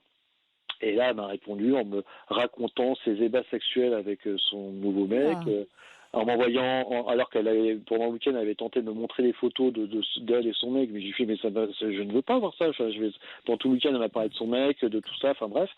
Et du coup, là, elle me raconte ses débats sexuels, machin, tout ça, en essayant de m'atteindre dans ma virilité par rapport à... Ouais, elle essaie de vous détruire, Et là, du coup, bah oui, c'est là, après ça, je me suis dit, mais c'est pire que tout. Enfin, déjà que elle m'annonce ça d'une manière vraiment, enfin, Et pour le fait que vous appeliez ce soir, Johan, spécialement ce soir, vous dites, bon, bah, je vais appeler la libre antenne. C'est donc j'allais dire, dans quel état d'esprit ou d'émotion, et qu'est-ce que vous venez chercher, justement? Vous voyez, quel est l'événement maintenant? Voilà, vous avez raconté toute l'histoire, puis je vois que malheureusement l'heure tourne. Non, mais c'est aussi pour vous parce qu'il nous reste 12 minutes d'émission. Voilà, avec quoi vous venez ce soir en fait? En fait, je viens parce qu'en fait j'ai rencontré quelqu'un en décembre, et que du coup c'est une fille qui est adorable. Enfin moi j'ai rien. Et le problème c'est que en étant avec elle, alors que bon, moi, pendant plus d'un an, je pouvais pas aller vers une autre femme et tout ça. Là, je me suis laissé aller, enfin, je me suis laissé guider. Et donc, ce qui est terrible, c'est que plus j'avance avec cette femme-là, plus ça me, je fais peut-être des comparaisons, je sais pas. Enfin, du coup, je pense encore plus à mon ex. Et en fait, parce que la fille avec qui je suis, qui est super. Tout ce que je suis apparemment la touche et lui plaît et ça, alors que finalement je me suis toujours comporté de la même manière, et je me dis je l'ai perdu alors que jamais de ma vie j'aurais été capable de lui faire du mal, machin et tout, et là cette fille là, on vit une super histoire et ça, et du coup moi je suis là au moment où je vous appelle, c'est qu'en fait là depuis un mois là je suis perturbé parce que et en fait, je suis dans la culpabilité par rapport à toute cette histoire-là. Du coup, je culpabilise aussi par rapport à cette nouvelle personne parce que je me dis, moi, je trouve pas ça non plus correct ou honnête de me tourner vers elle, alors qu'au final, finalement, je pensais être passé à autre chose, mais au final, le fait d'y penser, même la nuit, je rêve de tout ça et je dors plus, et je me dis, donc du coup, là, je vois plus souvent ma psy parce que ça m'aide. Et là, du coup, quelque part, oui, j'aurais peut-être pas voulu avoir des avis de personnes parce que je me dis, mais c'est un truc de fou. Mais en fait, Yann, ce que vous êtes là en train de raconter, c'est que tout d'un coup, vous découvrez dans les yeux d'une autre femme et de cette femme que vous venez de rencontrer, une autre image de vous qu'elle vous renvoie, c'est-à-dire l'homme que vous savez être, cet homme, attentif, qui a envie de donner, qui a envie d'être amoureux, qui a plein de belles choses en lui. Et donc, vous voyez comme ça, et vous êtes en train de dire, mais alors que j'ai été le même avec l'autre, pourquoi elle m'a pas vu? C'est ça que vous dites? C'est certainement si j'essaye ça, de synthétiser, est-ce que c'est juste? C'est ça. Je pense que c'est ça. D'accord. Et ce qui vous prend la tête, je parle schématiquement, mais pour de vrai, empêcher de dormir, etc. Donc, ce qui vous prend la tête, c'est que vous dites, mais alors, pourquoi elle me voit et l'autre dont j'étais fou amoureux, elle m'a pas vu? Oui, okay. Je trouve ça tellement injuste, en fait. Je trouve ça... Ah, voilà. Et vous dites, mais alors, donc, c'est moi qui ai un problème. C'est ça. Je suis dans la culpabilité. Ah oui. Oui, c'est ça que je comprends. Alors, Johan, oui, la culpabilité, c'est vous faire croire que c'est vous qui détenez toutes les clés de la relation. Donc, ce que vous êtes en train d'imaginer, parce que c'est de l'imagination, de la pensée, ce que vous êtes en train de penser, c'est de vous dire, alors, je suis 2 fois le même homme. Pas tout à fait, parce que comme la relation est différente, forcément, vous êtes sans doute dans cette nouvelle relation peut-être plus fluide dans la communication, s'il n'y a pas de malentendu, si elle vous accueille mieux que l'autre, vous êtes sûrement pas complètement le même. Bon, ça, c'est une chose, mais en tout cas, vous avez le sentiment d'être le même. Et vous ne tenez absolument pas compte que les 2 femmes dont vous parlez sont résolument différentes. Ça veut dire que elles ne vous voient pas du tout, elles, de la même manière, même si vous êtes le même. Vous voyez, dans une relation, voilà, on est un net. Et puis, il y a quelqu'un qui nous voit, on va dire, un peu comme le soleil et la lune, quand la Terre tourne, on voit une face. Et puis, il y en a d'autres qui voient une autre face. Et nous sommes ombre et lumière. Ça ne veut pas dire que l'autre voyait votre mauvaise face. C'est que la première a voulu vous faire rentrer dans le cadre qu'elle avait décidé. Donc elle vous accueillait pas et vous vouliez passer en force pour être accueilli par elle. Et donc dans ce que vous racontez, c'est juste impossible. Et moi, je suis très très surprise quand vous me dites octobre-novembre 2015, au moment de cette séparation violente, vous la recontactez en décembre en vous disant et vous me dites, mais c'était la femme de ma vie. Non, si ça avait été la femme de votre vie, vous auriez été dans quelque chose d'heureux, dans quelque chose de construit, dans quelque chose qui s'entend, dans un projet qui se construit. Cette femme aurait été près de vous. Vous êtes figuré que c'était la femme de votre vie, ou vous l'avez décidé, mais vous avez donné plein d'éléments et plein de faits pour nous raconter qu'elle n'a pas été auprès de vous au décès de votre grand-père, puis de votre frère, dans des conditions dramatiques, qu'elle rejoue la scène de votre frère et qu'elle la connaît et qu'elle n'en tient pas compte. Donc vous racontez tous les épisodes où cette femme n'a jamais tenu compte de vous. C'est ça. Elle tenait compte que d'elle, ultra centrée sur elle. Voire, on parlait tout à l'heure de perversion narcissique avec Faisal. Bon, enfin, je dis rien, mais en tout cas, là, on était dans quelqu'un qui cherchait à vous détruire, mais qui cherchait à vous manipuler. Et dans vos affects. Et c'est ça qui vous a rendu dingue, hein. C'est ça qui vous a rendu fou. Donc, vous êtes en train de me dire, une femme qui voulait me détruire, c'est la femme de ma vie, et là, une nouvelle femme dans ma vie, que je sens, saine, plutôt, dans le bon axe. Du coup, je me dis, mais pourquoi c'était pas l'autre qui était comme ça? Oui, c'est ça. Vous voyez, elle est là, votre histoire de fou. C'est que vous êtes en train de me dire, finalement, qu'est-ce que je regrette que celle d'aujourd'hui soit pas, ou que celle d'hier soit pas la même que celle d'aujourd'hui. Ah ben non, c'est deux femmes complètement différentes. Oui, non, c'est vrai. Ouais. Ça. Oui, je trouve que vous avez trouvé les mots justes, c'est ça. Vous voyez ce que je veux dire, ouais. Ah oui, parce que d'ailleurs, le dernier message que j'avais envoyé à mon ex, j'ai dit, mais j'ai fait, en fait, de tout ce que tu m'as montré, là, en très peu de temps, t'as rencontré quelqu'un et tout. Elle fait, oui, mais ça s'est présenté comme ça. Je fais, oui, j'ai fait, moi, j'ai trouvé personne et tout, parce que je n'arrive pas à aller vers d'autres personnes. Et j'ai fait, t'es pas quelqu'un de bien, t'es méchante, tu m'écœures limite. Et j'ai fait, de toute façon, ta vie, elle est l'image de ce que tu es, parce que justement, ce que vous disiez tout à l'heure a fait ça, et il y a beaucoup de choses qui m'ont fait sourire, parce que j'ai retrouvé beaucoup de choses.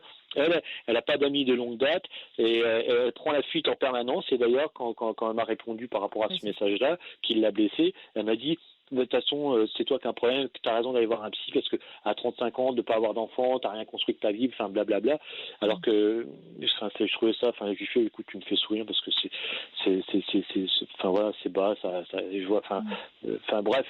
Et du coup, elle est peut-être et sans doute aussi dans une blessure à elle. Hein. Vous me dites, elle a deux enfants, elle travaille pas, elle est femme isolée.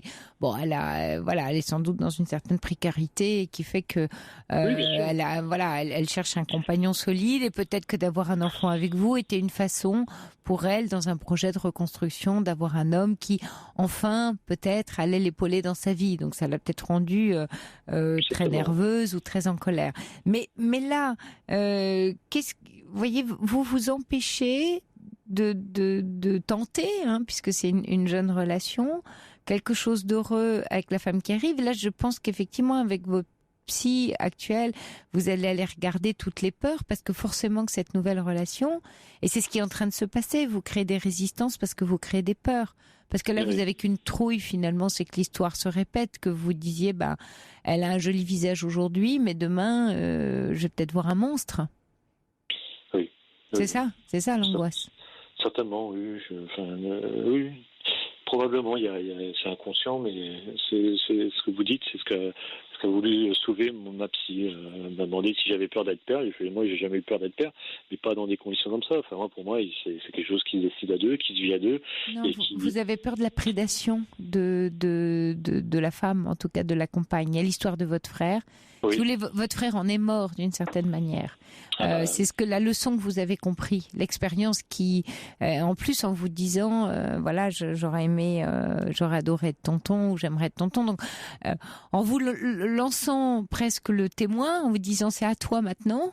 Et puis vous êtes encombré de ça avec l'histoire de votre frère et avec cette espèce de sentiment peut-être très loyal. Vous étiez très proche de lui, à ce que je comprends. Oui. Ouais. Et c'était votre seul frère ou vous avez d'autres frères? Non, et j'ai sœurs? un autre frère et une petite sœur. Ouais. D'accord, oui, c'est important. Mais il y a sans doute, il était le plus proche de vous dans la fratrie. Oui, on était très proches. Très proches, ouais. Oui. Ouais, donc vous, la leçon que vous comprenez, et en plus vous êtes encore très jeune. Vous avez compris, mon frère est mort pour une histoire de femme et d'amour. Il a été trompé, spolié, abusé, accusé à tort, et donc ça fait un monstre. Après, il faudra aller peut-être explorer le lien avec votre mère ou les femmes de votre entourage, mais il y a une très forte blessure à cet endroit-là, et du coup une très forte crainte pour vous-même, mais une crainte d'intégrité. Or, être père, c'est donner une part de soi. Et donc, qu'est-ce que je fais de mon intégrité quand je deviens père, puisque je confie à la femme qui porte mon enfant une part de moi? Vous voyez, c'est pas tant la peur d'être père, comme vous dites nommément, c'est la part de moi que je donne. Est-ce qu'elle va en faire bon usage ou est-ce qu'elle va s'en servir contre moi? Et vous êtes dans cette peur-là, panique d'ailleurs. Oui. Oui. C'est ça. C'est complètement ça, oui. Mais donnez-vous le temps, parce que là, la relation est on est donc, après fin janvier, la relation date de décembre, pardon. Oui, de décembre, oui. Oui, de décembre. Et laissez-vous, vous dites, elle vous a apprivoisé, la relation est neuve. Dites à votre peur de se tenir un petit peu tranquille. Votre psy va s'en occuper, vous allez travailler là-dessus. Et puis laissez-vous aller dans cette relation sans trop d'a priori et juste dans la découverte, mais vraiment dans la découverte de cette femme, avec toutes vos antennes sorties. Pas de comparaison, elle est comme ci et comme ça. C'est quand on se parle, quand on se touche, quand on fait l'amour, quand on est ensemble, qu'est-ce que je ressens? C'est chaud, c'est doux, c'est agréable, je me sens bien, ou là là, c'est un peu froid, je sens des choses pas claires. Vous voyez, faites-vous confiance vraiment, puisque vous connaissez la souffrance, un peu la prédation et la manipulation, vous allez le sentir là. Oui, ça c'est sûr. Oui. Et là, vous sentez quoi en ce moment? Non, cette fille-là, pour moi, j'ai beaucoup d'admiration. Elle est courageuse. J'ai beaucoup de respect. C'est vraiment, c'est tout l'opposé. C'est tout l'opposé. Ouais. Oui, d'accord. Donc, qu'elle vous emmène sur ce chemin. Laissez-vous un peu emmener, d'accord? Je vous remercie beaucoup, Sophie. Bon courage à vous, Johan. Et puis rappelez-nous au besoin. Allez, bonne soirée à vous. Au revoir. Il est 1h. Vous écoutez Europe 1. Je vous souhaite une belle et douce nuit. On se retrouve demain à 23h.